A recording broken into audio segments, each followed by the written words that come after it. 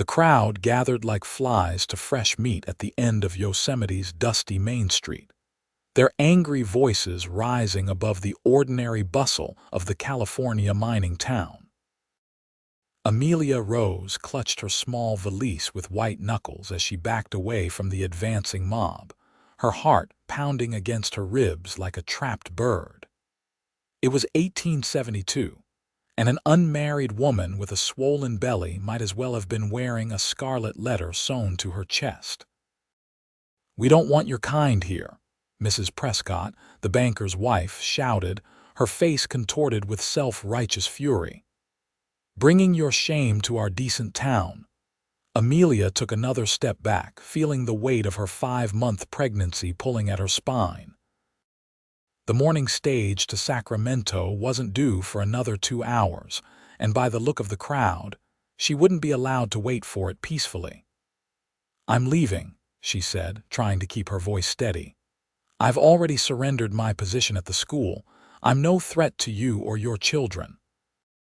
"Too late for that," someone yelled from the back. "You've already corrupted them with your wicked ways." Sheriff Thomas Mills stood at the edge of the crowd, his thumbs hooked in his belt, watching but not intervening. His silence was permission enough for the townspeople. "Where's the father, Miss Rose?"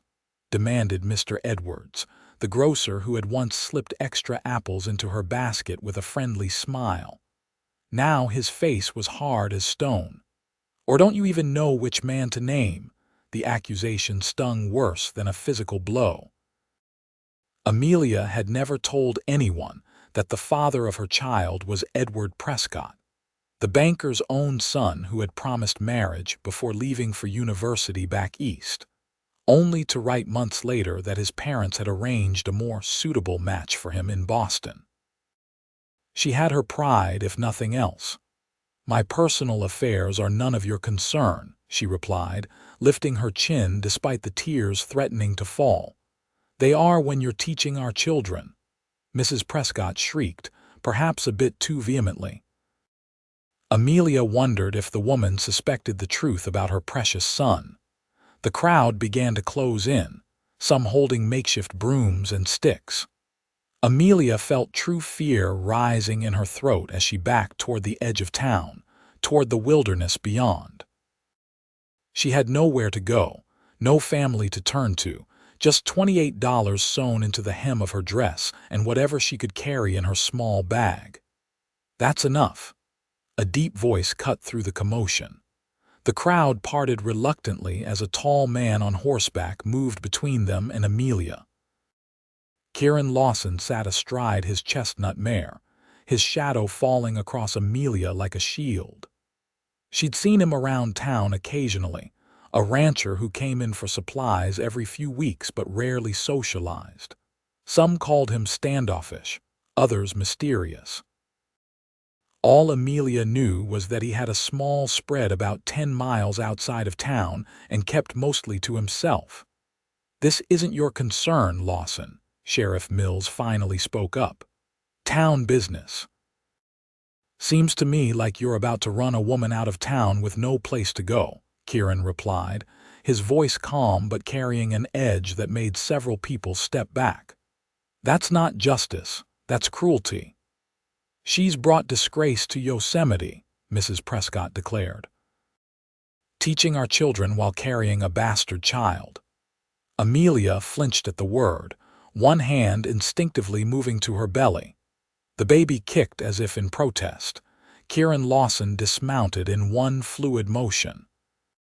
He was taller than Amelia had realized, well over 6 feet, with broad shoulders and sun-bronzed skin that spoke of years under the open sky. His dark hair was a bit too long, curling slightly at the collar of his faded blue shirt, and his eyes were a startling shade of green, like spring grass after rain. "Miss Rose," he said, turning to her with a tip of his hat, revealing surprisingly gentle manners for such an imposing figure. "Would you allow me the honor of offering you my name?" A stunned silence fell over the crowd. Amelia blinked, certain she had misheard him. "What?" Marriage, he clarified, his voice low enough that only she could hear. You need protection, I can provide it. No strings attached beyond that. But you don't even know me, she whispered, bewildered. I know enough, he replied. His eyes flicked briefly to her stomach, then back to her face. What do you say? Amelia's mind raced. She was being offered a way out of her impossible situation by a virtual stranger. It was madness to accept, but what choice did she have? The stage might not even take her in her condition, and with a mob at her heels, she'd be vulnerable to anyone who wished her harm. Yes, she heard herself say, the word escaping before she could fully consider the implications. Kieran nodded once, then turned back to the crowd. You can all go home now. Miss Rose will be leaving town today, but as Mrs. Lawson, anyone who has a problem with that can take it up with me personally. There was muttering among the townspeople, but no one seemed eager to challenge the rancher. Sheriff Mills looked relieved to have the situation resolved without his intervention. Preacher Davis is in his office, Mills offered, perhaps trying to make amends for his earlier inaction. I can fetch him if you're serious about this, Lawson. I am. Kieran's tone left no room for doubt. Within the hour, Amelia found herself standing in Reverend Davis's small study, exchanging vows with a man she'd barely spoken to before today. The ceremony was brief and businesslike. The only witnesses were Sheriff Mills and Mrs. Davis, who kept shooting disapproving glances at Amelia's midsection. You may kiss the bride, Reverend Davis concluded, clearly uncomfortable with the whole affair. Kieran leaned down and pressed his lips briefly against Amelia's in the chastest of kisses. It lasted only a second, but she felt an unexpected warmth spread through her chest at the gentle pressure. Let's get your things, Kieran said afterward, placing a protective hand at the small of her back as they stepped outside. This is all I have. Amelia indicated her valise. I was forced to leave my boarding house room this morning. Something like anger flashed in Kieran's eyes, but he merely nodded. Then we'll be on our way. He helped her mount his mare, then swung up behind her. The proximity was startling. She could feel the solid warmth of his chest against her back, his arms encircling her to hold the reins. Amelia had never been this close to a man since. Well, since Edward had broken his promises along with her heart. As they rode out of town, past the hostile stares and whispers, Amelia wondered what kind of life awaited her at the end of this journey. She had exchanged one uncertain future for another, putting her fate in the hands of a stranger who had offered his name without hesitation. Whether that decision would prove salvation or folly remained to be seen. Thank you, she said quietly as the buildings of Yosemite receded behind them. You didn't have to do that. No decent man could have stood by and watched what was happening, Kieran replied, his breath warm against her ear. Besides, I could use some help around the ranch. It wasn't exactly a romantic declaration, but it was honest. Amelia appreciated that more than empty promises. She'd had enough of those to last a lifetime. I'll earn my keep, she assured him. I can cook and clean, and I'm good with numbers if you need help with accounts. We'll figure it out, he said. For now, just rest. It's a fair ride to the ranch and you've had a trying day. That was an understatement.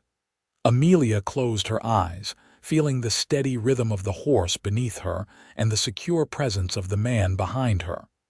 For the first time in months, she allowed herself to relax, if only slightly. She had no idea what the future held, but at least she had bought herself and her unborn child a chance. In the harsh realities of the West, sometimes that was the best anyone could hope for.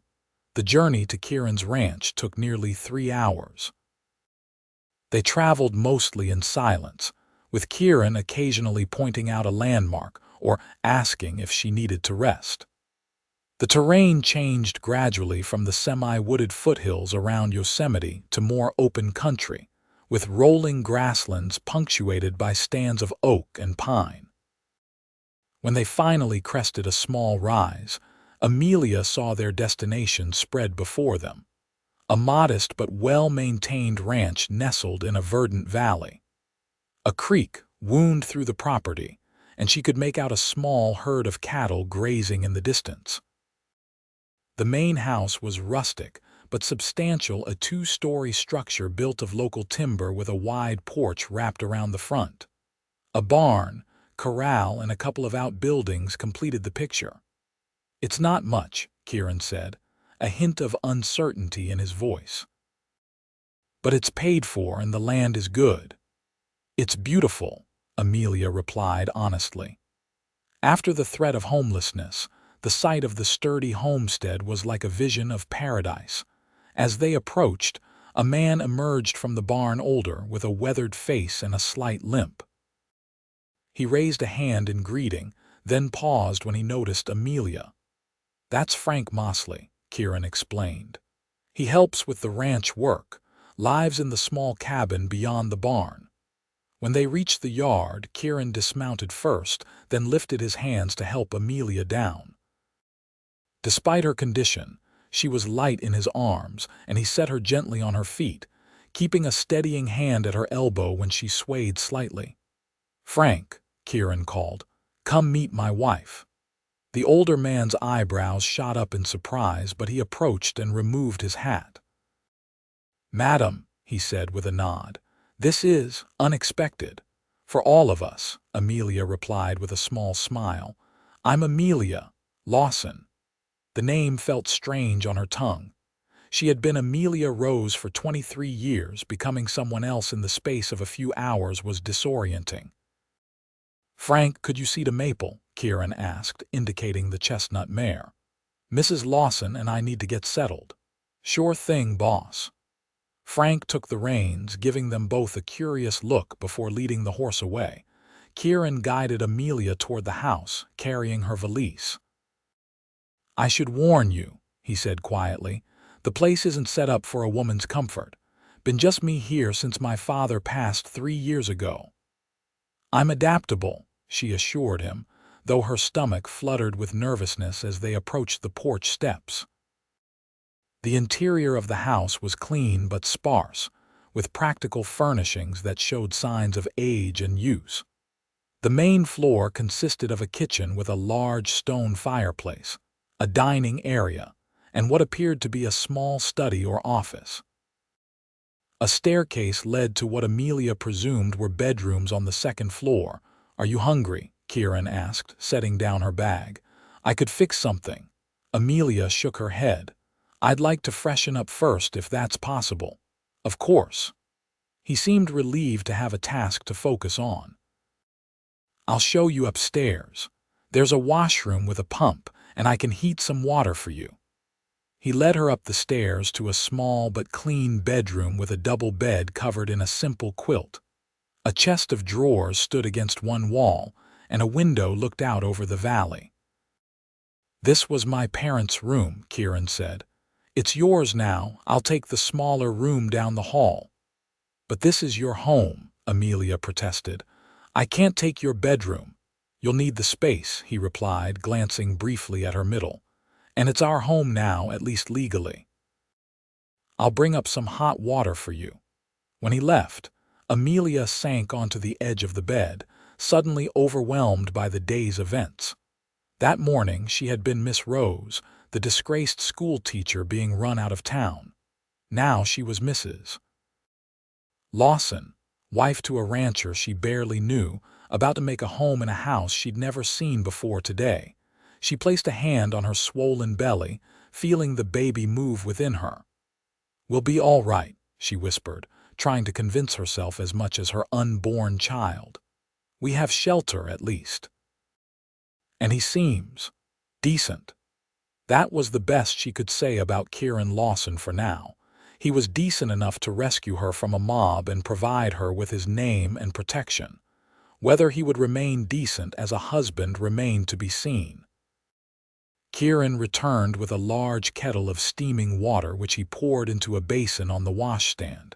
He also brought a stack of towels and a bar of soap that smelled faintly of pine. "I'll start dinner while you rest," he said.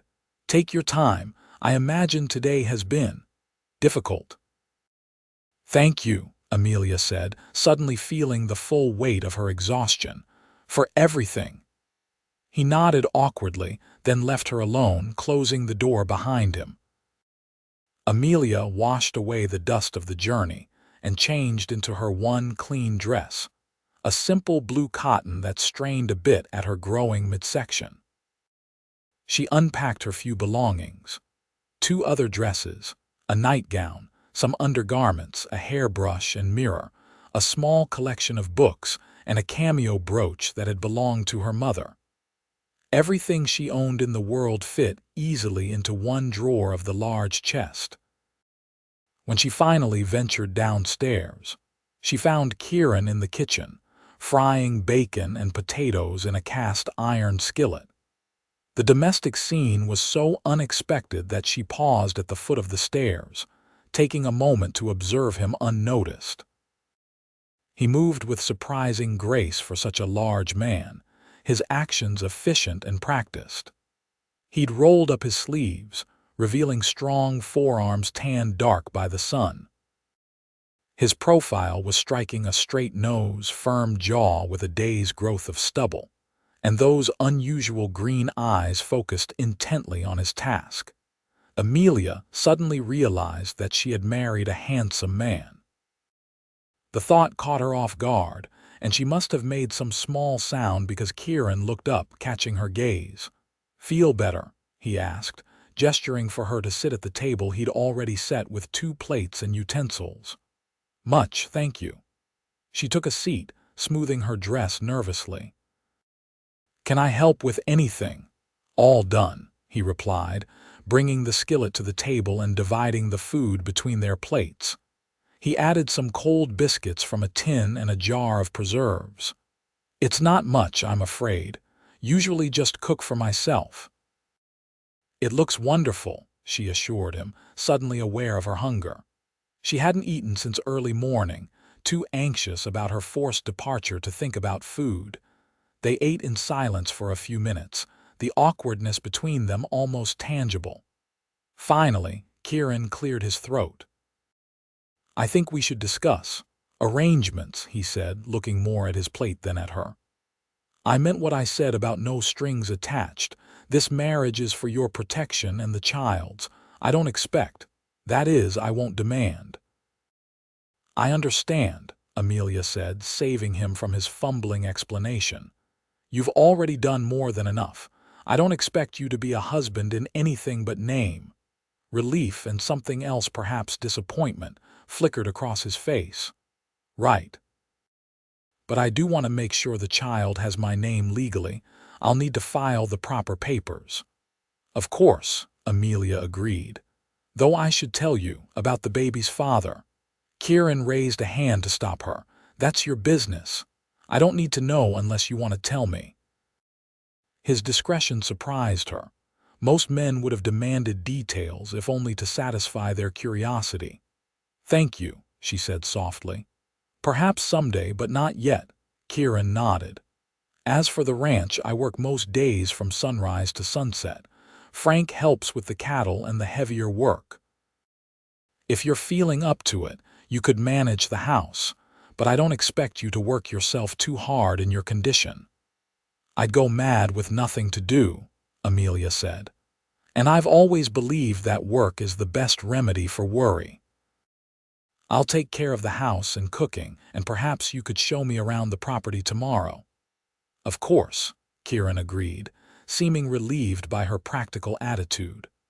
"Oh, and we should probably use our given names, being married and all. Most folks call me Kieran, or Kier for short." "And I'm Amelia," she replied with a small smile. "Though my students called me Miss Rose, well, until today." Something passed across Kieran's face, anger perhaps, at the memory of how she'd been treated. "You were a teacher." "Yes, for 3 years at the Yosemite schoolhouse." She stared down at her plate. "I loved it. The children were wonderful." "Their parents less so," Kieran observed dryly. Amelia gave a humorless laugh. "Indeed, although I can hardly blame them for wanting a more suitable example for their children than an unmarried woman with child." "I can," Kieran said with unexpected vehemence. "Hypocrisy is what I can't abide. Half those righteous folks pointing fingers have secrets of their own they'd hate to have exposed." His defense warmed something inside her that had grown cold over the months of whispers and sideways glances. After dinner, Amelia insisted on washing the dishes while Kieran went out to check on the stock before nightfall. The familiar task gave her hands something to do while her mind tried to make sense of her new circumstances. By the time Kieran returned, she had finished cleaning the kitchen and was examining the contents of the pantry, mentally taking inventory. She was pleased to find it reasonably well stocked with staples: flour, sugar, coffee, beans, and preserved foods, though lacking in some of the touches that would make a house truly comfortable. "Everything all right in the barn?" she asked as he hung his hat on a peg by the door. "All settled for the night," he replied. "You didn't have to clean up." "I wanted to," Amelia said. "It helps me think." An awkward silence fell between them again. It was early still, but Amelia suddenly felt the exhaustion of the day catching up with her. "I think I'll retire for the night," she said. "It's been rather a long day." "Of course," Kieran seemed almost relieved. "I'll be up for a while yet. Got some accounts to look over in the office." Amelia paused at the foot of the stairs. "Good night, then, Kieran." "Good night, Amelia," he replied, his voice softening as he spoke her name. Upstairs in the unfamiliar bedroom, Amelia changed into her nightgown and brushed out her long auburn hair, her thoughts a jumble of uncertainty and cautious hope. As she slipped between the cool sheets, she reflected that this morning she had awakened alone and afraid, with no home and no future. Tonight she had a roof over her head, a name that would shield her from shame, and perhaps, if she was very fortunate, the beginning of a friendship with the stranger who was now her husband. It wasn't the life she had dreamed of as a young girl, but it was a life. And for now, that was enough. The first week at the Lawson ranch passed in a blur of adjustment and discovery. True to his word, Kieran showed Amelia around the property the day after their impromptu marriage. The ranch comprised 200 acres of good grazing land, with a reliable water source in the creek that ran through the property. The main herd consisted of about 70 head of cattle, a modest operation that Kieran managed with only Frank's help and occasional hired hands during roundup and branding. "My father built this place from nothing," Kieran explained as they walked the boundaries of the homestead. "Started with 10 acres and a dream after the gold rush died down, and folks realized there was more reliable money in feeding miners than in being one." "He sounds like a remarkable man," Amelia said, noticing how Kieran's expression softened when he spoke of his father. "He was," Kieran agreed. "Taught me everything I know about ranching and about being a man of my word. My mother died when I was 12. Influenza took her, but Pa raised me to remember her and to respect women the way she deserved to be respected." "That explains a few things," Amelia said with a small smile. Kieran gave her a questioning look. "Why you stepped in yesterday," she clarified. "Not many men would have done what you did." He looked away, uncomfortable with the praise. "Anyone with a decent upbringing would have." "But they didn't," Amelia pointed out softly. "You did." Their eyes met briefly, and something passed between them, not romance, precisely, but understanding. Then Kieran cleared his throat and continued the tour, pointing out the boundaries of the property and explaining the rhythms of ranch life. As the days passed, they fell into a comfortable routine. Kieran rose before dawn to begin his work, trying to be quiet but inevitably making enough noise to wake Amelia. She would dress quickly and go downstairs to prepare breakfast and pack a midday meal for him to take into the fields. Frank usually joined them for the morning meal, a gruff but kind man who treated Amelia with a mixture of curiosity and respect. Once the men left for their daily tasks, Amelia set about transforming the functional but Spartan house into something more like a home. She cleaned thoroughly, rearranged furniture to make better use of the space, and added small touches from the meager belongings she had brought with her: a crocheted doily on the table, a small vase of wildflowers on the windowsill. The third day, while cleaning the study, she discovered a photograph in a silver frame tucked away in a drawer: a handsome older man with Kieran's eyes standing beside a petite woman with a kind face. Kieran's parents, she presumed. She placed the photograph prominently on the mantel, and when Kieran came home that evening, he paused before it for a long moment, his expression unreadable. "I hope you don't mind," Amelia said from the kitchen doorway. "They should be remembered." "Thank you," he replied. And though he said nothing more on the subject, that night at dinner he told her stories about his parents, how they had met during the gold rush. His father, a failed prospector turned rancher. His mother, a shopkeeper's daughter with a talent for making something from nothing. It was the most he had spoken at one time since Amelia had known him, and she found herself drawn into the tales of this family that had carved a life out of the wilderness through determination and love. "You must miss them terribly," she said when he finally fell silent. "Every day," he admitted, his voice rough with emotion. "But this place, it keeps them alive somehow. Every fence post, every branded calf, every harvest from the garden my mother started, it's all part of them." "And now part of you," Amelia observed. Kieran nodded, looking at her thoughtfully. "Does your family know about?" He gestured vaguely toward her stomach. Amelia shook her head. "My parents died in a steamboat accident when I was 18. I have an aunt in St. Louis, but we've never been close. She disapproved of my decision to come west to teach." "I'm sorry," Kieran said, and she could tell he meant it. "Everyone should have someone." "I do now, in a way," Amelia replied. "At least the baby and I aren't alone anymore." Something softened in Kieran's expression. "No, you're not." The moment stretched between them, weighted with unspoken possibilities, until Amelia looked away, suddenly self-conscious. "I found some fabric in the storage chest upstairs," she said, changing the subject. "If you don't mind, I thought I might use it to make some curtains for the kitchen windows. The morning sun is quite bright." "Of course," Kieran agreed, allowing the shift in conversation. "Whatever you need to make the place comfortable. It's your home now, too." By the end of the week, Amelia had settled into her new role as Mrs. Lawson with surprising ease. She found satisfaction in creating order and comfort in the house, in preparing meals that brought appreciative sounds from both Kieran and Frank, and in the quiet moments of the afternoon when she could sit on the porch with a book, feeling the baby move inside her.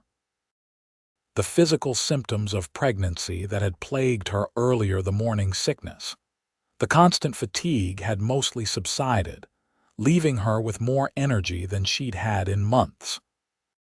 Her body was changing rapidly now, her belly a firm round dome that made certain tasks more challenging but filled her with wonder at the life growing within. One evening, as she was preparing dinner, she felt a particularly strong kick and let out a small gasp of surprise. Kieran, who had just come in from washing up outside, looked at her in alarm. "Are you all right?" he asked, taking a step toward her. "Yes," Amelia assured him, smiling. "The baby is just very active today. Would you like to feel?" The question surprised them both. They had maintained a careful physical distance since their wedding day. Their only contact the occasional brush of hands when passing items at the table or the steadying touch of his palm at her elbow when they walked the uneven ground of the ranch. Kieran hesitated, then nodded, his expression a mixture of curiosity and trepidation. Amelia took his large, calloused hand and placed it gently on the side of her belly where the baby had been kicking. For a moment, nothing happened, and she feared the child had settled. Then came a strong movement, a distinct push against Kieran's palm. His eyes widened in wonder. "That's remarkable," he breathed.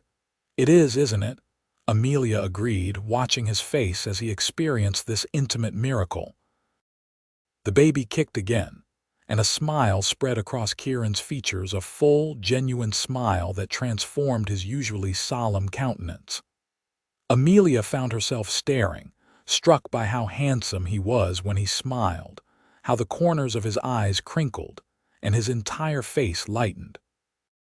Abruptly aware of the intimacy of the moment, Kieran withdrew his hand, the smile fading.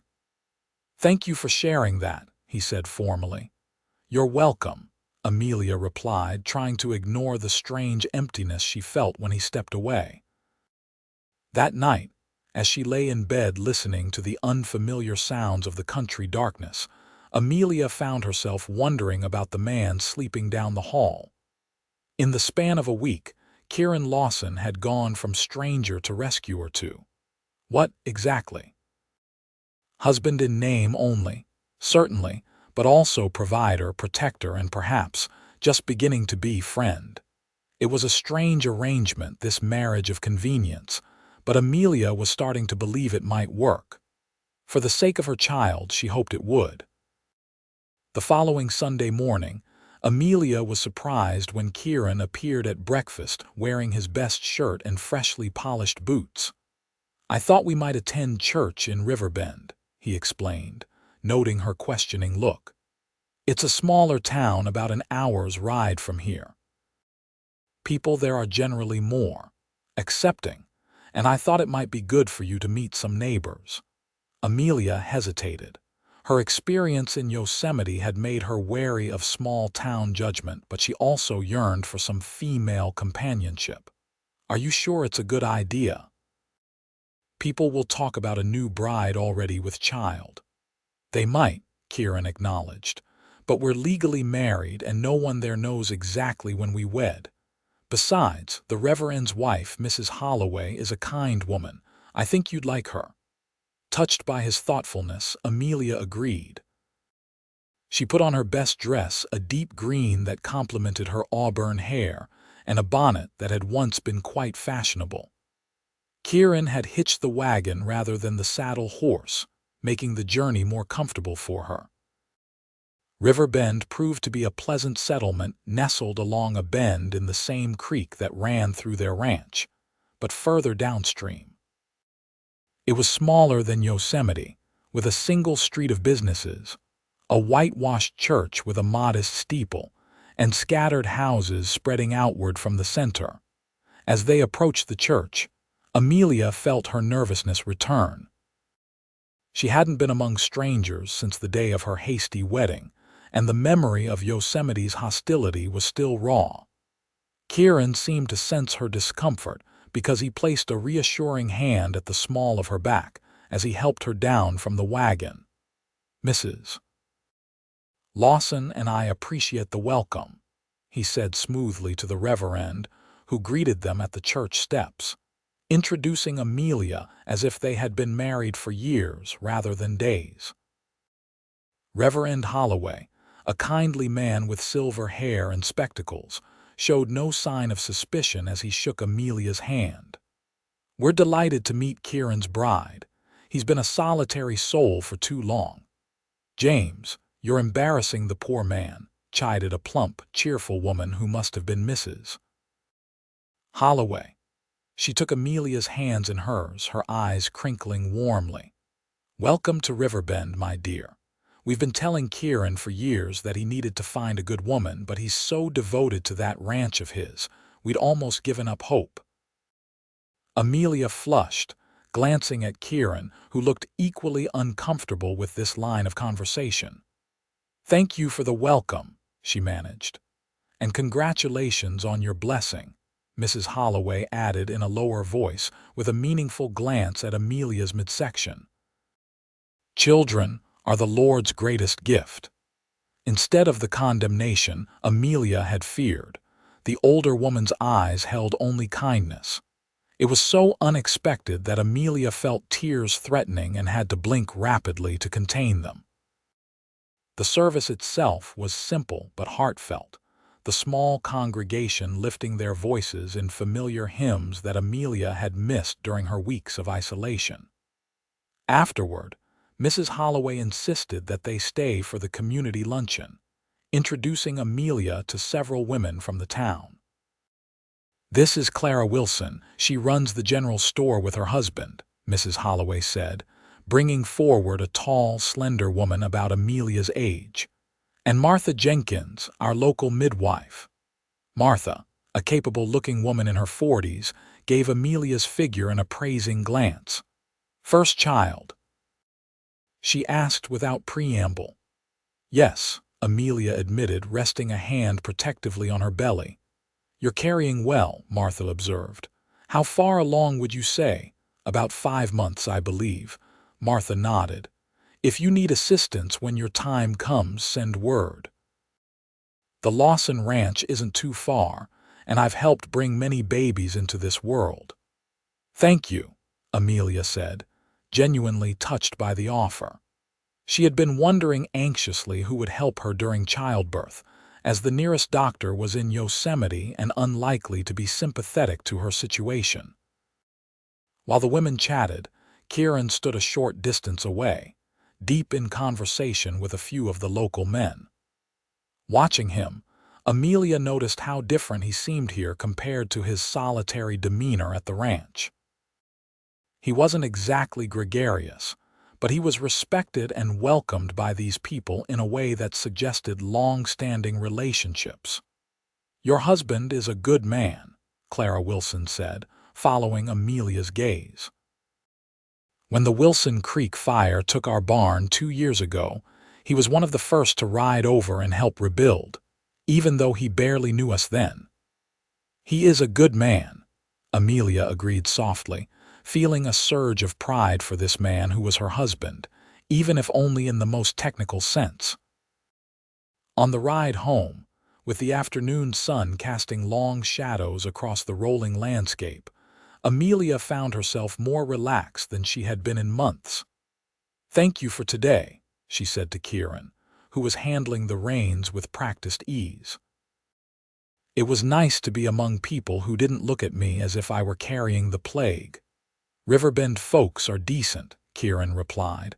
"Most of them have weathered their own hardships, makes them less quick to judge others. You seem to know them well, despite living so far out." Kieran nodded. "Pa always said a man needs community, even if he values his privacy. We've always done our trading in Riverbend when possible, attended church there when weather permitted." "But not in Yosemite?" Amelia asked, curious about his connection to the town that had rejected her. A shadow crossed Kieran's face. "No, Yosemite has less pleasant associations for me." Amelia wanted to ask more but sensed his reluctance. Instead, she changed the subject. "Mrs. Holloway invited me to join the ladies' quilting circle. They meet twice a month." "You should go," Kieran encouraged. "I could bring you into town for it, or teach you to drive the wagon yourself if you'd prefer the independence." The offer surprised her. Many husbands would never consider allowing their wives such freedom. "You'd trust me with your wagon and horse?" Kieran glanced at her, a slight smile playing at the corners of his mouth. "You're a capable woman, Amelia. I suspect you can handle a great deal more than a wagon and a gentle old horse." The compliment, delivered so matter-of-factly, warmed her more than it should have. "Thank you. I think I'd like to learn."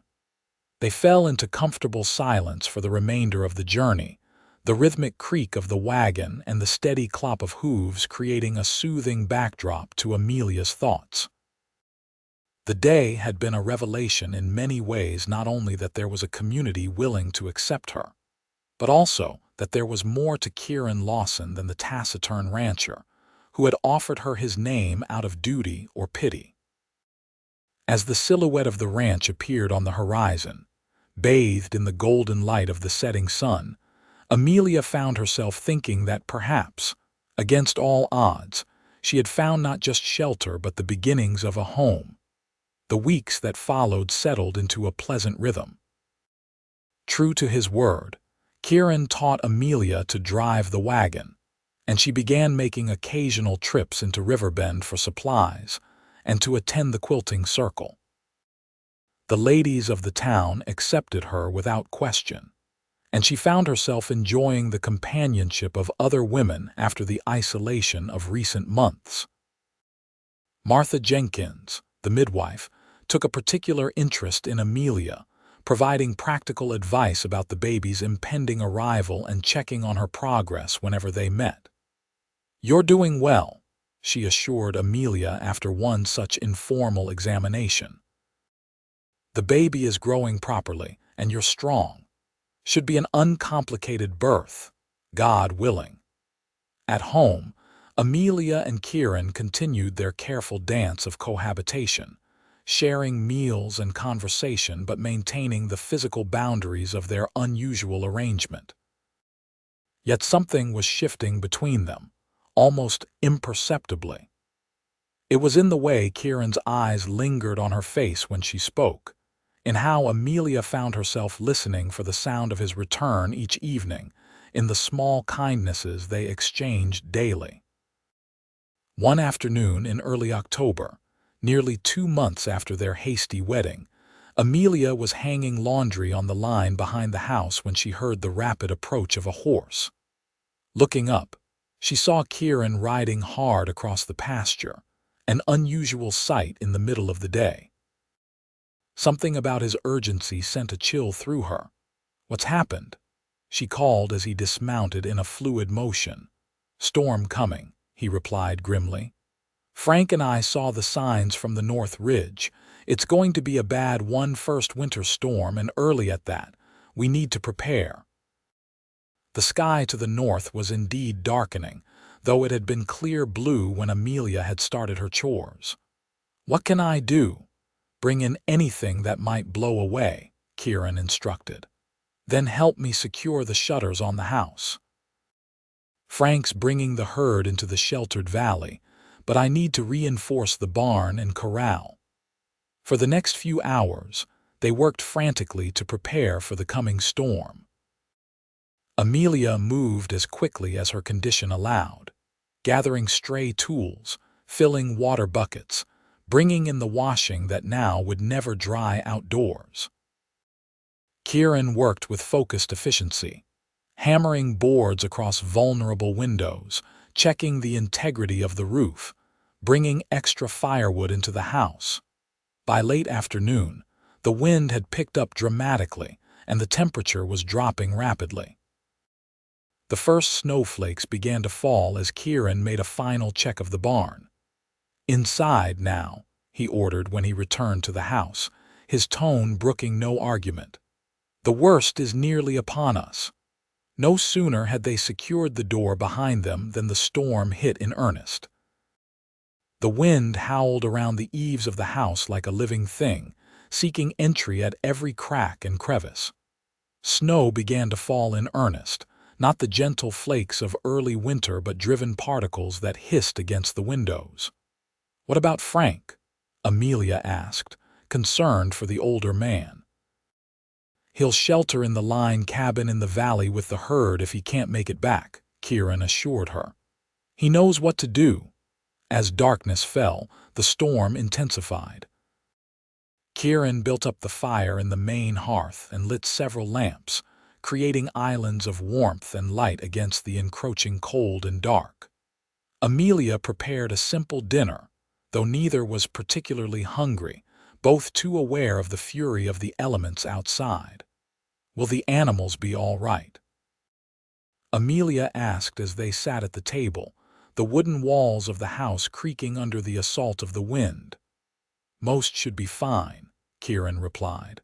The barn is sturdy, and the cattle have natural protection if they can find shelter from the worst of the wind. A particularly violent gust rattled the shutters, making Amelia jump. Kieran reached across the table instinctively, covering her hand with his. "The house has weathered worse," he said reassuringly. "We're safe here." His touch, warm and solid, steadied her. For a moment, neither moved, their hands connected across the scarred wooden surface. Then Amelia turned her palm upward, her fingers curling slightly around his. It was a small gesture, but a deliberate one. Kieran's eyes met hers, surprise and something deeper reflected in their green depths. The howl of the wind, the crackle of the fire, even the occasional creak of the house timbers seemed to fade into the background as they sat there, connected by that simple touch. A tremendous crash from outside broke the spell. Kieran was on his feet instantly, moving to the window and carefully pulling aside the edge of a shutter to peer into the darkness. "One of the old oak branches came down," he reported, his voice tight with concern. "I can't tell from here if it hit anything important." "You can't go out in this," Amelia protested as he moved toward his coat hanging by the door. "I need to check the barn," Kieran insisted. "If that branch damaged the roof, the horses could be in danger." "At least take a rope," Amelia urged, fear gripping her heart. "Tie yourself to the porch so you don't get lost between the house and barn." Kieran nodded, appreciating her practical suggestion. He donned his heaviest coat, wrapped a scarf around his face, and took a coil of rope from the hook by the door. After securing one end to the porch railing, he gave Amelia's shoulder a brief squeeze. "Bar the door behind me. I won't be long." Amelia did as he asked, then paced anxiously between the window and the fire, straining to see through the swirling snow but glimpsing only occasional shadows. 10 minutes passed, then 20. Just as she was considering disobeying his instructions and going to search for him, the door rattled with a knock. She rushed to unbar it, revealing Kieran covered in snow, his eyebrows and the edges of his scarf rimmed with ice. "The barn is secure," he reported as he stamped snow from his boots and unwound the frozen scarf. "Branch missed it, hit the old tool shed instead. That's a problem for another day." Amelia helped him remove his ice-encrusted coat, noticing how his hands trembled with cold. "You're freezing," she said, concern evident in her voice. "Sit by the fire. I'll make coffee." Kieran didn't argue, moving to the hearth and extending his hands toward the flames. By the time Amelia returned with a steaming mug, color was beginning to return to his face, though he still shivered occasionally. "Thank you," he said, accepting the coffee gratefully. His fingers brushed against hers in the exchange, and Amelia was struck by how natural it felt, this small domestic moment in the midst of the storm's chaos. They sat side by side before the fire, listening to the wind's fury and the occasional crack of a tree branch giving way under the weight of ice and snow. The storm created a strange intimacy, isolating them from the outside world and drawing them closer to each other by necessity. "It reminds me of when I was a child," Amelia said softly, watching the dance of flames. "My father would read to us during storms, my mother, my brother, and me, stories of adventure and far-off places. I always felt so safe, despite the weather raging outside. You had a brother?" Kieran asked, realizing how little he still knew about her past. Amelia nodded, a shadow passing across her face. "William. He was 2 years younger than me. He died of typhoid when he was 16. "I'm sorry," Kieran said simply. "It broke something in our family," Amelia continued, the firelight casting her features in gold and shadow. Father threw himself into his business, mother into her charity work. I was overlooked, I suppose. Not intentionally, but grief makes people blind sometimes. Is that why you came west? To escape the shadow of loss, Amelia considered the question. Partly, and partly because I wanted to make a difference. Teaching seemed like a way to do that. You must miss it, Kieran observed. I do, Amelia admitted. Very much. Perhaps someday. Kieran began, then trailed off, seemingly uncertain of what he wanted to say. Perhaps, Amelia agreed, understanding the unspoken possibility that hung between them, that their arrangement might someday allow her to return to the work she loved.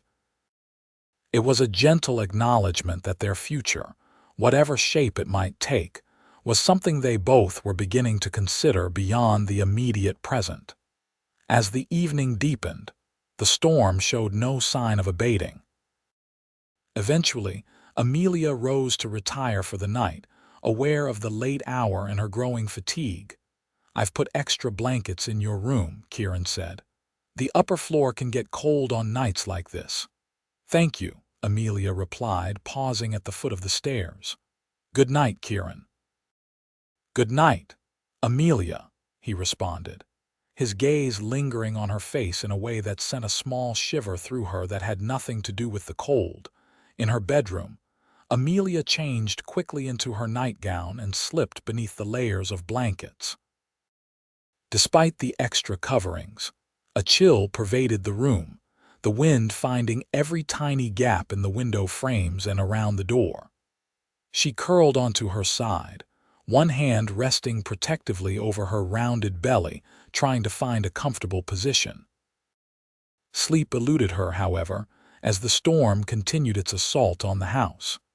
The wind howled like a living creature, and occasional thuds and crashes suggested more falling branches or other debris. After an hour of restless turning, she heard a soft knock at her door. Amelia. Kieran's voice was low but clear. Are you awake? Yes, she called back, sitting up and pulling the blankets around her shoulders. The door opened slightly, and Kieran stood in the gap, a lamp in his hand casting his features in sharp relief. I'm concerned about the temperature up here, he said. The fire in the main room is still going strong, and there's the sofa, if you're uncomfortable. The offer was practical, sensible given the circumstances, but they both understood the line they were approaching. Until now, they had maintained strict separation in the private hours of the night. I am rather cold, Amelia admitted, making the decision. Let me get my shawl. Downstairs, the main room was indeed much warmer, the large hearth radiating heat that the smaller stoves upstairs couldn't match. Kieran had arranged blankets and a pillow on the sofa near the fire. You take the sofa, he said. I'll make a pallet on the floor. Don't be ridiculous, Amelia replied, surprising herself with her boldness. The sofa is large enough for both of us, and it's your house. I won't make you sleep on the floor. Kieran hesitated, clearly torn between propriety and practicality. Are you certain? I wouldn't want to. That is, I respect our arrangement. I know, Amelia said softly, and I trust you. It's just for warmth, Kieran. After a moment's more hesitation, he nodded. They arranged themselves awkwardly at first, sitting at opposite ends of the sofa with the blankets shared between them. But as the night deepened and the fire burned lower, exhaustion began to overtake them both. Amelia found herself drifting, her head nodding forward only to jerk back awake. Beside her, Kieran seemed to be fighting the same battle. This is foolish, he finally said. We should lie down properly. I promise to be a gentleman. They rearranged themselves, lying side by side on the wide sofa, Amelia's back to Kieran's chest, a respectable few inches separating them. The position was undeniably more comfortable, and the shared blankets trapped their body heat more effectively. Despite the strangeness of the situation, Amelia found her eyelids growing heavy. the rhythm of Kieran's steady breathing behind her oddly comforting. Just before sleep claimed her, she felt him shift slightly, his arm coming to rest very lightly across her waist, above the swell of her belly. It was a protective gesture, not possessive, and in her drowsy state, Amelia found she didn't mind at all. "Is this all right?" he murmured, his voice a rumble she could feel against her back. "Yes," she whispered, and let sleep take her at last, more comfortable and secure than she had felt in a very long time. Morning brought a transformed world. The storm had passed during the night, leaving behind a pristine blanket of snow that glittered in the early sunshine. Amelia woke slowly, aware of unusual warmth and weight. Kieran's arm still draped around her, his body curved protectively behind hers, closer now than when they had fallen asleep. For a moment, she lay still, reluctant to disturb the peaceful moment. There was something profoundly comforting about his presence, about the gentle rise and fall of his chest against her back, about the security of his arm around her. It had been so long since she had felt protected rather than vulnerable, but practicality soon reasserted itself. The fire had burned down to embers, and the house was growing cold again. The day's work would need to begin soon, especially with the aftermath of the storm to deal with. Carefully, trying not to wake Kieran, Amelia began to extricate herself from their shared blankets. The movement roused him anyway. He blinked awake, his green eyes focusing on her face with momentary confusion before clearing. "Morning," he said, his voice rough with sleep as he quickly withdrew his arm. "I hope did you sleep well?" "Better than I expected, given the circumstances," Amelia replied, a slight flush coloring her cheeks. "Thank you for the arrangement. It was much warmer down here." Kieran sat up, running a hand through his tousled dark hair. "Good, that's good." He seemed as awkward as she felt, uncertain how to navigate this new dimension of their relationship. The moment was saved by a knock at the door. "Frank, come to report on the herd and the storm damage." Kieran rose quickly to admit him, and Amelia took the opportunity to slip upstairs to dress for the day, grateful for the interruption that allowed them both to regain their composure. By the time she returned downstairs, properly dressed and with her hair neatly arranged, Kieran and Frank were deep in discussion about fallen trees and damaged fences. The familiar rhythm of ranch life reasserted itself, pushing the intimacy of the night into the background, though not entirely from memory. "The north pasture fence is down in 3 places," Frank was saying as Amelia moved to the kitchen to start breakfast. "And that big cottonwood by the creek split right down the middle, but the herd weathered it well enough, only 2 calves missing, and they might just have wandered off." "We'll start with the fence repair," Kieran decided. "Can't risk the cattle straying, especially with winter setting in properly now. The fallen trees can wait unless they're blocking access to something important."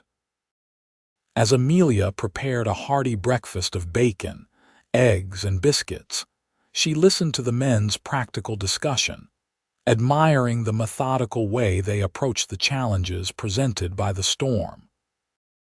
There was something reassuring about their calm assessment and planning, a reminder that difficulties could be overcome with patience and hard work.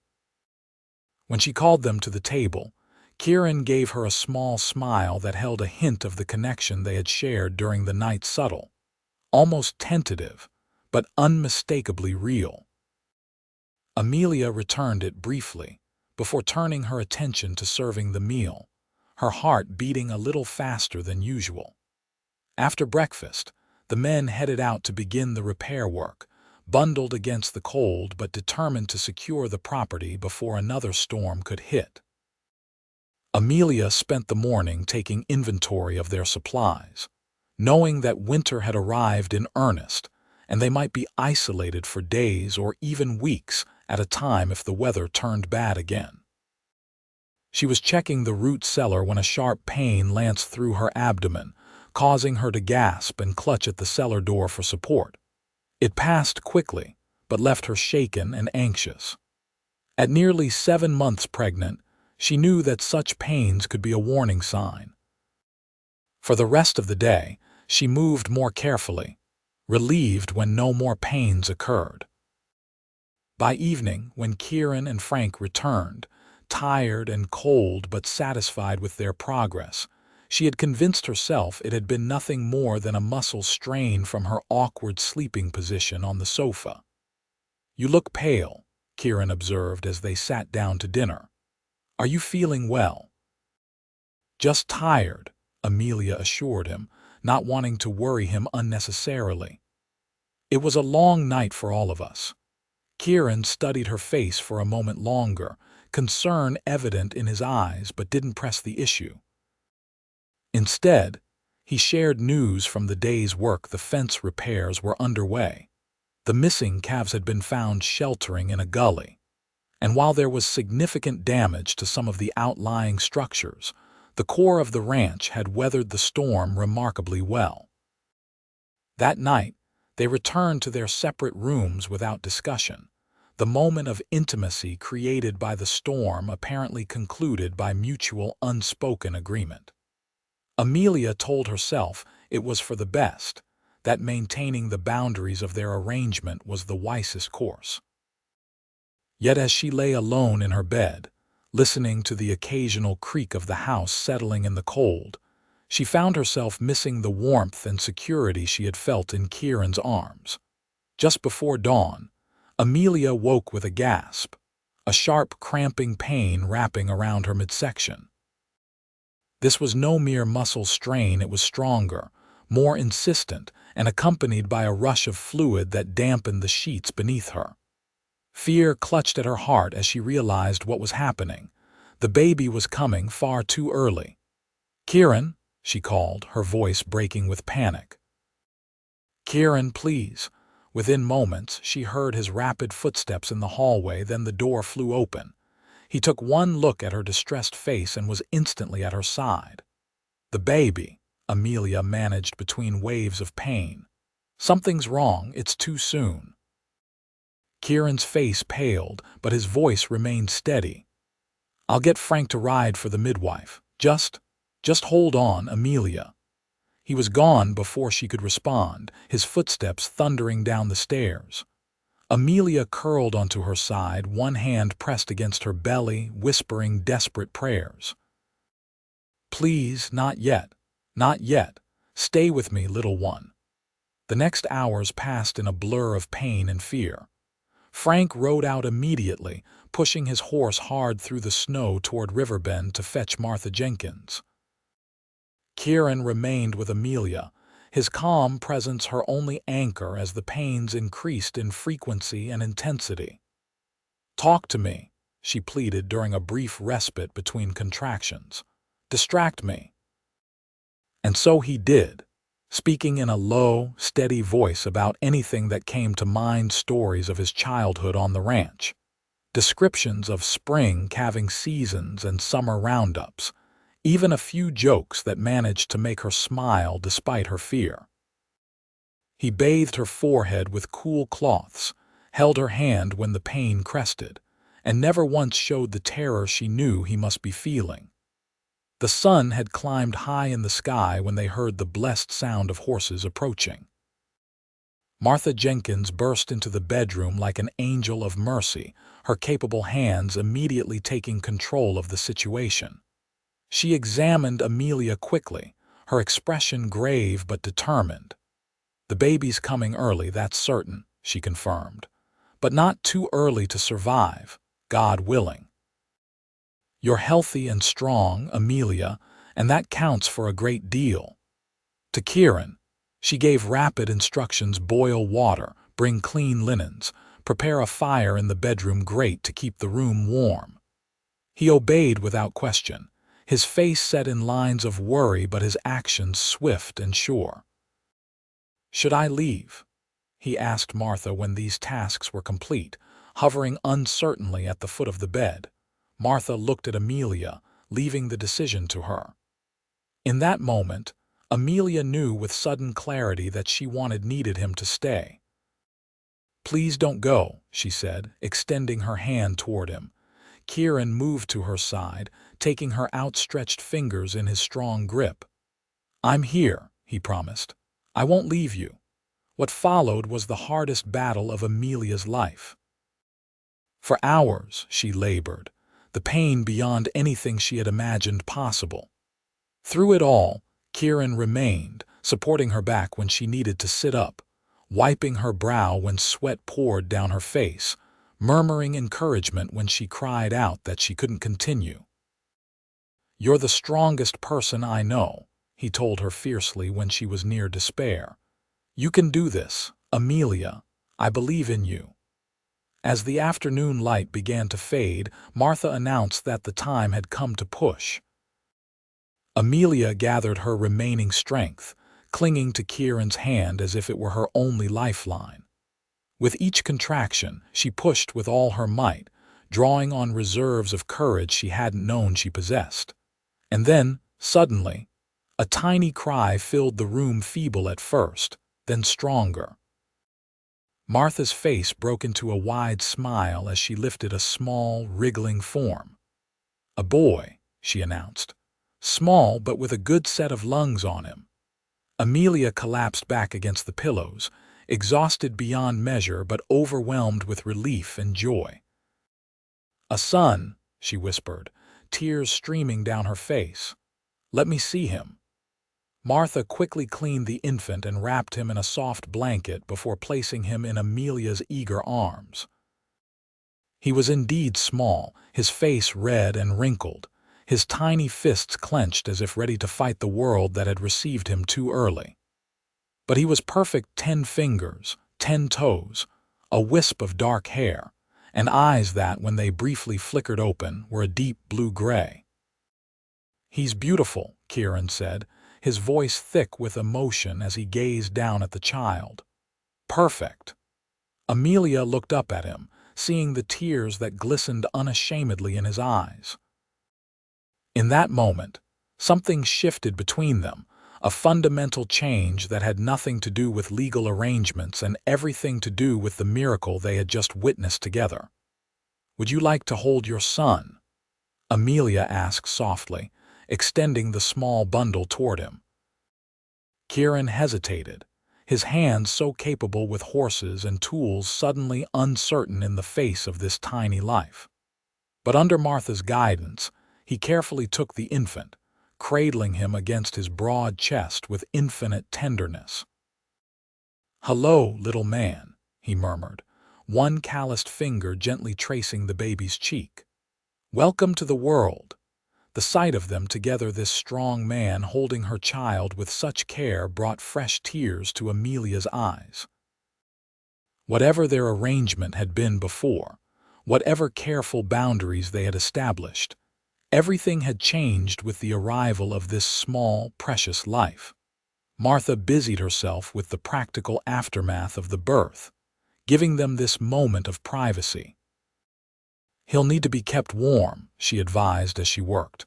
"Premature babes need extra care, but he's stronger than he looks, this one, a fighter." "Like his mother," Kieran said, his gaze meeting Amelia's with new depth. "Have you thought of a name?" Martha asked. Amelia hesitated. She had considered names, of course, but had never settled on one, perhaps afraid to make the child too real in case something went wrong. Now, looking at the tiny face nestled against Kieran's chest, she knew what felt right. "William," she said softly, "after my brother, William Kieran Lawson." Surprise and something more profound crossed Kieran's features. "You would give him my name?" "He is a Lawson," Amelia replied simply. "Thanks to you." Kieran swallowed hard, then nodded. "William it is, then. A good, strong name for a good, strong boy." Martha finished her work and instructed Kieran to return the baby to Amelia. "He'll need to nurse as soon as possible," she explained. "And you both need rest. I'll stay the night to keep an eye on things." After she left to inform Frank of the successful birth, Kieran lingered by the bedside, watching as Amelia tentatively guided the infant to her breast.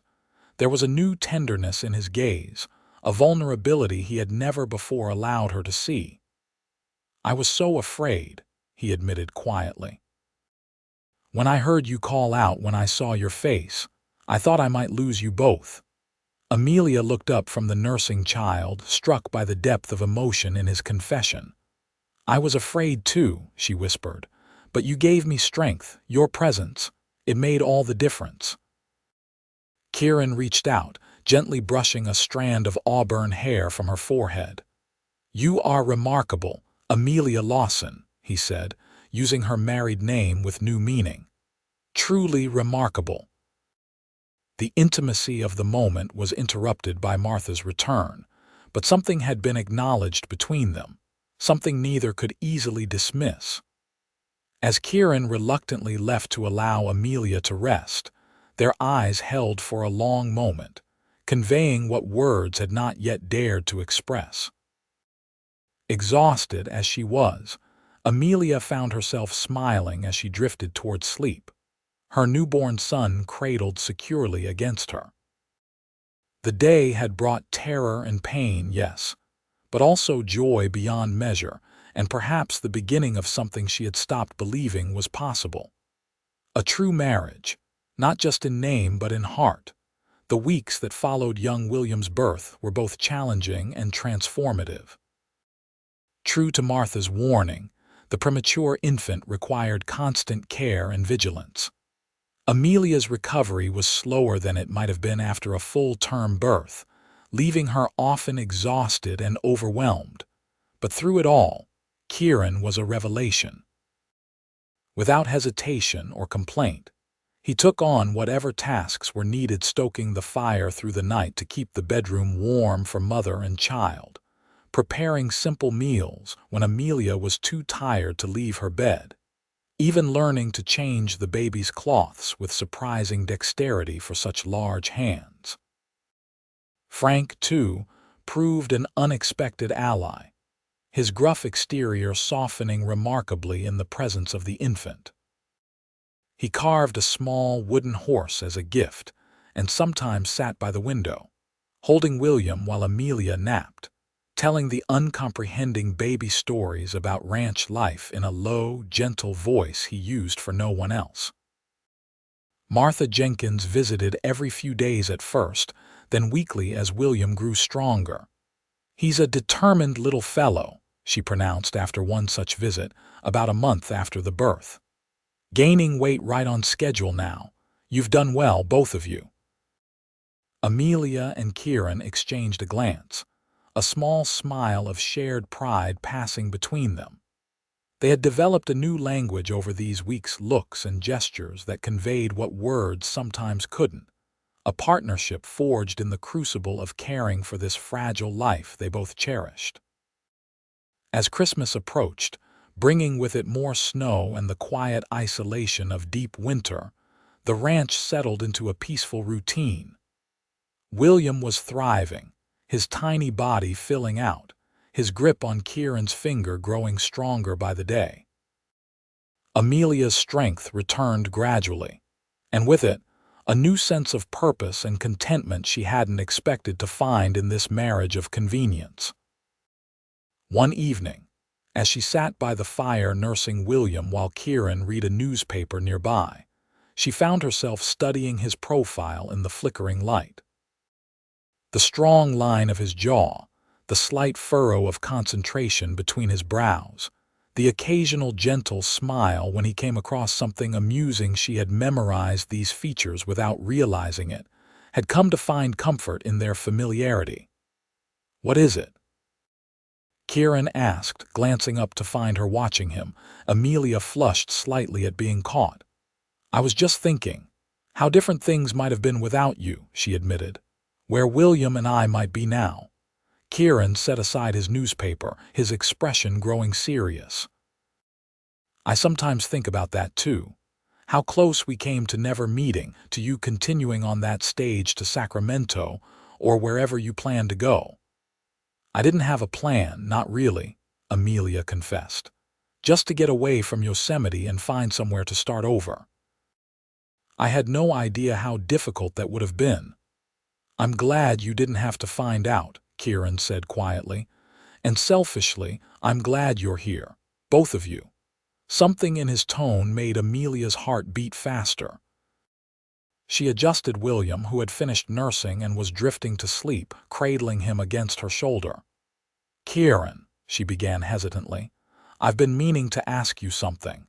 That day in Yosemite when you stepped in, why did you really do it? It couldn't have been just a sense of duty." Kieran was silent for a long moment, his gaze fixed on the fire. When he finally spoke, his voice was low, almost as if he were speaking to himself. "My mother was unmarried when she came west," he said.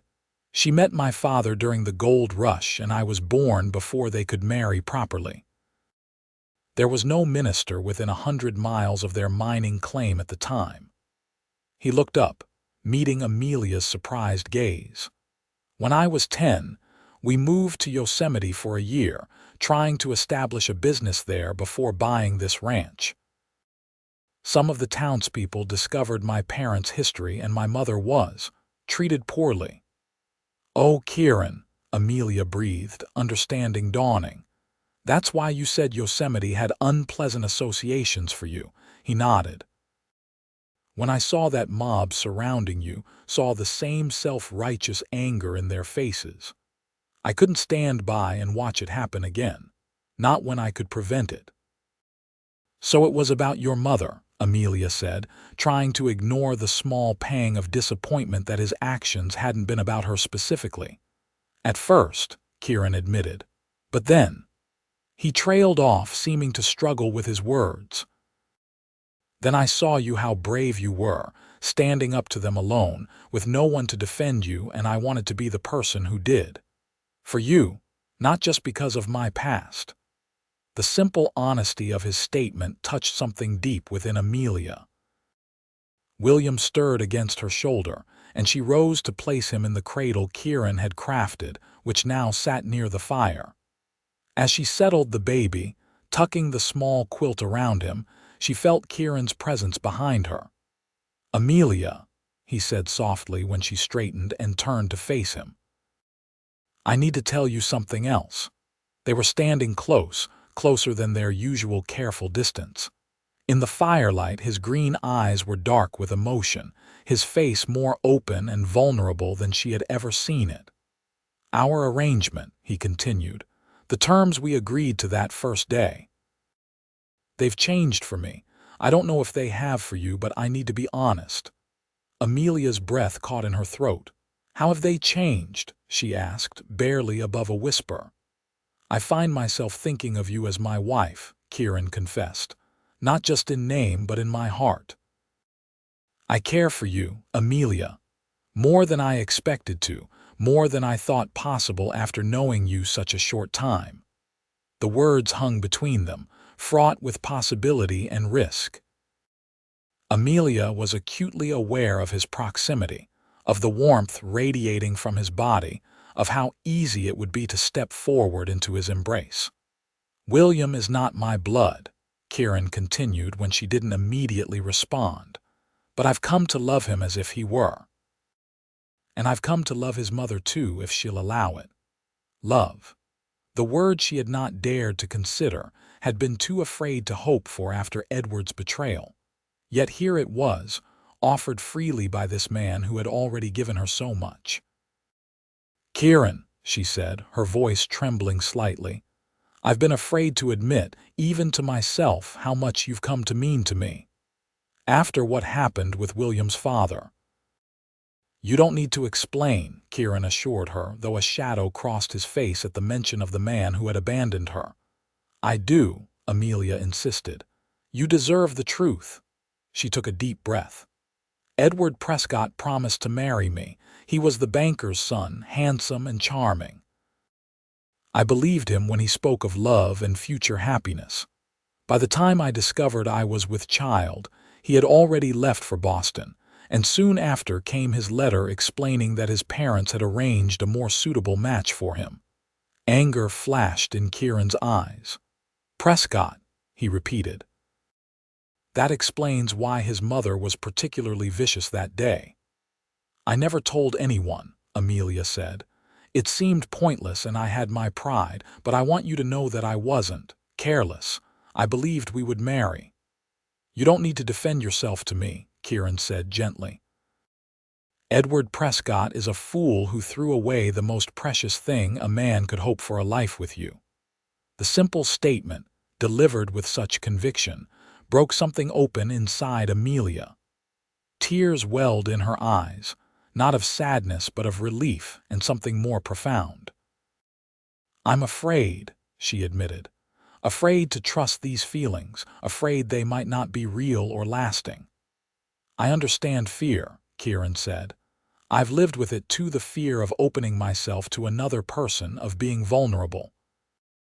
But I'm more afraid now of not telling you the truth. That you and William have brought light back into my life.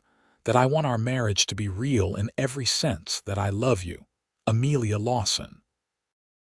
With that declaration, he reached out slowly, giving her time to withdraw if she wished, and cupped her cheek in his palm. His touch was warm, gentle, and Amelia found herself leaning into it, her eyes closing briefly at the tenderness of the gesture. "I love you too," she whispered, the words coming easily now that they had been spoken first. "I think I have for some time, but I was afraid to acknowledge it." Kieran's smile was like the sun breaking through clouds. Slowly, with reverent care, he lowered his head and touched his lips to hers. Unlike their brief, formal kiss at their wedding, this was a true meeting, tender at first, then deepening as Amelia responded, her hands coming up to rest against his chest. When they finally parted, both a little breathless, Kieran rested his forehead against hers. "I want to be a true husband to you," he said softly, "and a father to William, if you'll have me." "I want that too," Amelia replied, her heart fuller than she had ever thought possible, "for us to be a real family." From the cradle came a small, indignant cry, William awakening with perfect timing to remind them of his presence. They both laughed, the tension of the moment breaking into something warm and comfortable. "I think he agrees," Kieran said, releasing Amelia so she could attend to the baby. As she lifted William from his cradle, Amelia felt a sense of rightness settle over her. This was her family now, this good man who had offered his name without hesitation, and now offered his heart with equal generosity. This tiny child who had survived against the odds, and herself, stronger than she had known she could be. The journey had been unexpected, fraught with difficulty and pain, but standing here in the warm firelight, her son in her arms and her husband, truly her husband, now watching them both with love in his eyes, Amelia knew she had found her way home at last. Spring came late that year, the winter reluctant to release its grip on the California foothills. But by early April, the snow had mostly melted, revealing tender green shoots and the first wildflowers pushing through the softened earth. The ranch stirred with new life, calves frolicking in the pastures, birds returning to build nests in the eaves, the creek running high and fast with snowmelt. Inside the Lawson home, an equally profound renewal had taken place. The months since Christmas had transformed their marriage from a convenient arrangement into a deep, loving partnership. Kieran and Amelia moved together now with the easy synchronicity of two people who had found their perfect match, their daily routines intertwining naturally, their nights no longer spent in separate rooms. William, now 5 months old, had overcome his early challenges to become a robust, happy infant. Though still smaller than most babies his age, he showed a determination that amused and delighted both his parents. His first real smile had been for Kieran, a fact that the normally stoic rancher had announced with such unbridled pride that Frank had teased him about it for days. On a particularly fine April morning, Amelia stood on the porch, William balanced on her hip, watching as Kieran and Frank worked with a new foal in the corral. The sight of her husband, and she thought of him that way now, without reservation, moving with such gentle confidence around the skittish young horse, made her smile. His patience, his quiet strength, his unfailing kindness, these were the qualities that had stolen her heart so completely over these months together. "Look, William," she murmured to the baby. "Your papa is teaching that foal not to be afraid." William gurgled in response, his small hand waving in Kieran's direction as if in greeting. At nearly the same moment, Kieran looked up, catching sight of them on the porch. His face broke into a wide smile, and he raised a hand in acknowledgement before returning to his task. That simple exchange, the awareness of each other, even at a distance, epitomized what had grown between them. A constant, comforting connection that needed no words. Later that afternoon, as Amelia was preparing dinner, Kieran came in from the fields earlier than usual, a mysterious smile playing about his lips. "I have a surprise for you," he announced, washing his hands at the kitchen pump. "Can you leave that for a bit and bring the baby?" Curious, Amelia wiped her hands on her apron. "What kind of surprise?" "One you have to see," Kieran replied enigmatically, lifting William from his cradle and settling the infant comfortably in the crook of his arm. Amelia followed him outside and around to the side of the house, where a path led to a small rise that overlooked the valley. There, in the shade of an old oak tree, she saw what he had prepared. A blanket spread on the new grass, a basket that presumably contained food, and a small wrapped package placed in the center of the arrangement.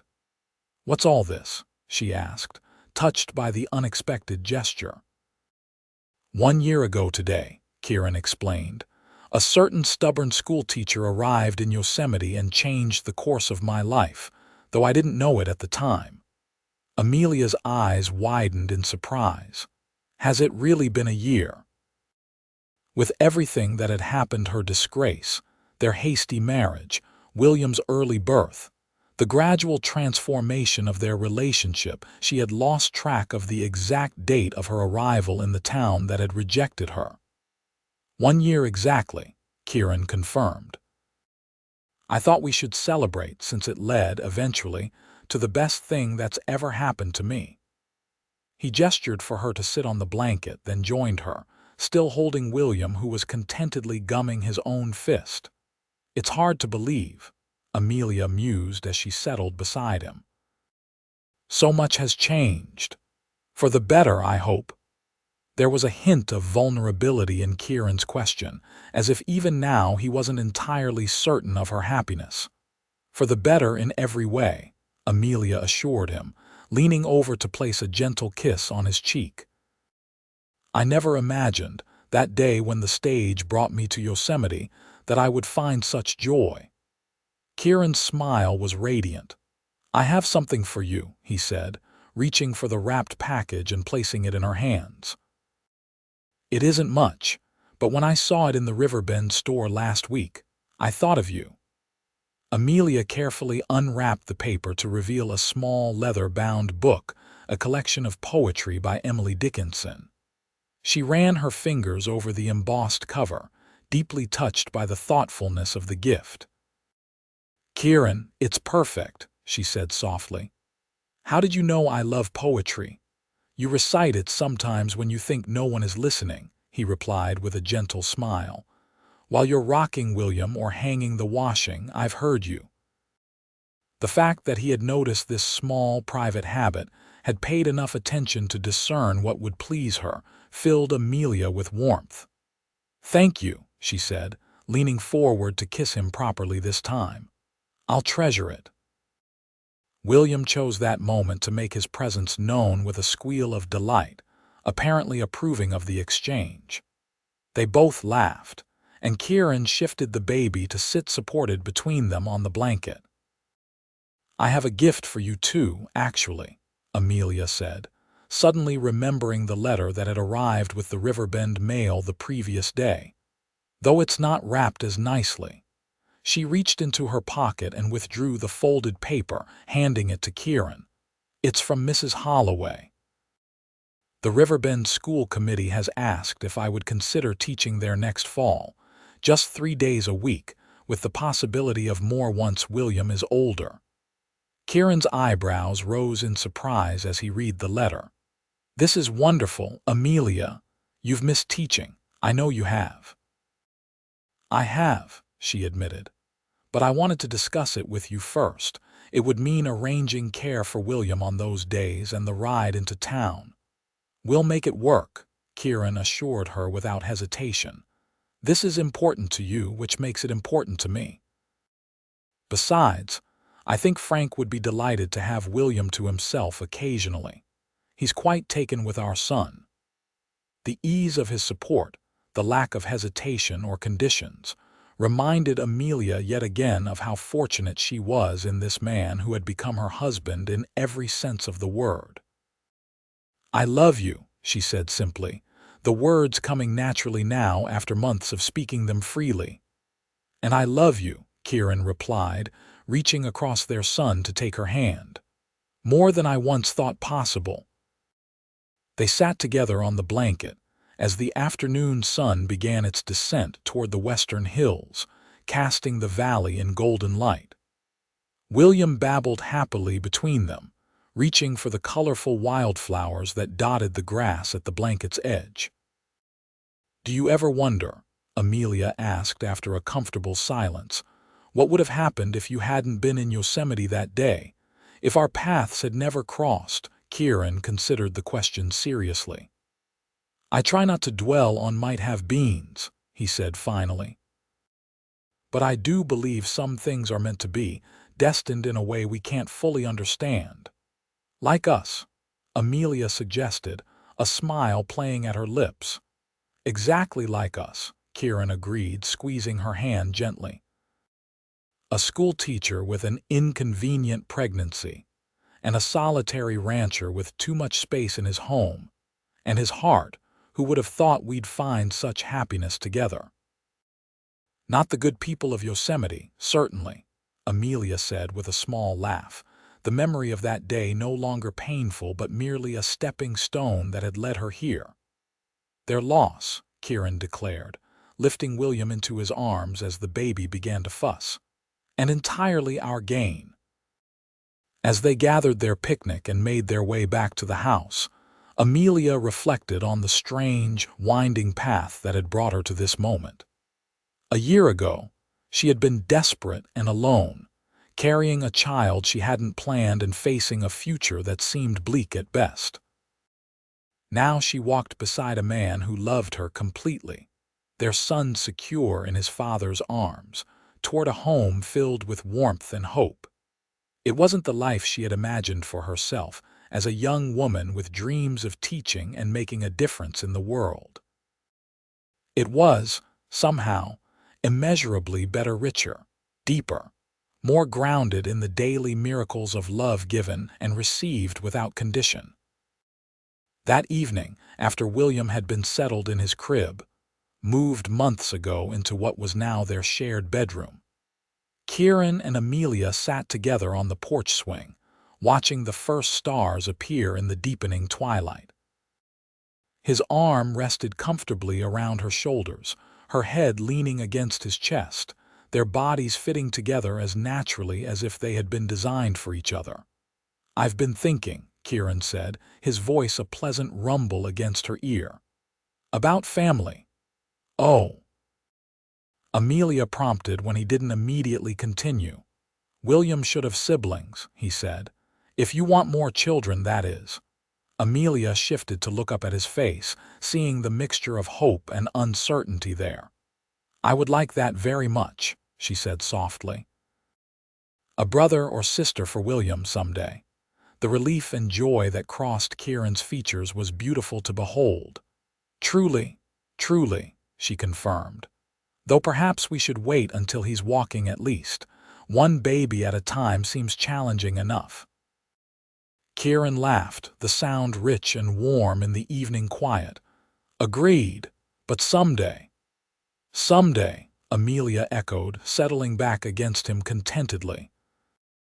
As night fell fully over the ranch, bringing with it the chorus of crickets and the distant hoot of an owl, Amelia found herself filled with a profound sense of gratitude. For the man beside her, who had offered his name without hesitation that day in Yosemite, and had since offered his heart with equal generosity.